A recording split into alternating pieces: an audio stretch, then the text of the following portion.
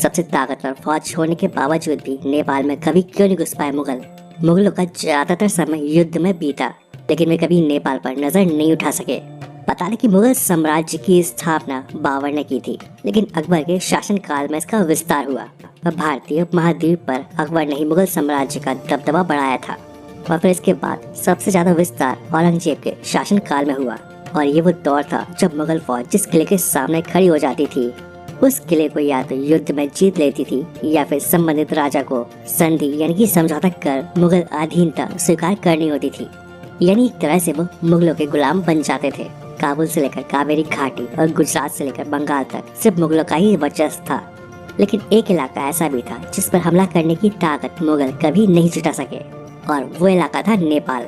ऐसा भी नहीं है कि मुगलों ने कभी भी इस जगह को जीतने के बारे में नहीं सोचा था। ना तो अकबर इसकी हिम्मत जुटा पाया और ना ही औरंगजेब ने कभी इस ओर देखा। और इतिहासकार इसकी एक नहीं बल्कि कई सारी वजह बताते हैं, लेकिन एक जो सबसे बड़ी वजह थी वो थी इसका कुदरती तौर पर मजबूत होना। दोस्तों, मुगलों के जमाने में भी नेपाल का व्यापारिक नजरिए से खास स्थान था, लेकिन ये भौगोलिक तौर पर काफी मजबूत था और वहाँ की ऊंची चोटियाँ, पहाड़, इलाका इसे एक कुदरती किले के तौर पर मजबूत बनाती थी। मुगल सेना की ताकत घोड़े, ऊंट और हाथी होते थे, और इतिहासकार ऐसा मानते हैं कि पहाड़ी इलाका होने की वजह से मुगल की सेना की ताकत माने जाने वाले घोड़े, ऊंट और हाथी ही इसकी कमजोरी बन सकते थे। साथ ही साथ वहाँ की ठंड भी परेशान करने वाली थी, और मुगलों से पहले जिन शासकों ने नेपाल पर कब्जा करने का प्रयास किया था, उन्हें इस तरह की कई परेशानियों का सामना करना पड़ा था और युद्ध में भी मात खानी पड़ी थी।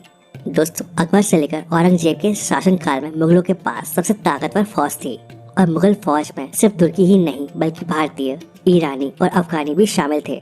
लेकिन नेपाल का साम्राज्य और वहाँ के गोरखा सैनिक भी बहुत बहादुर माने जाते थे, और मुगलों से पहले नेपाल पर जो आक्रमण हुए थे उनमें गोरखा अपनी बहादुरी साबित कर चुके थे। दोस्तों, मुगल हमेशा अपना फायदा ही देखते थे, और मुगल भारत इतिहास पुस्तक के मुताबिक मुगल शासक हमेशा उस जगह पर ही कब्जा करते थे जहाँ से उन्हें धन और दौलत मिल सके।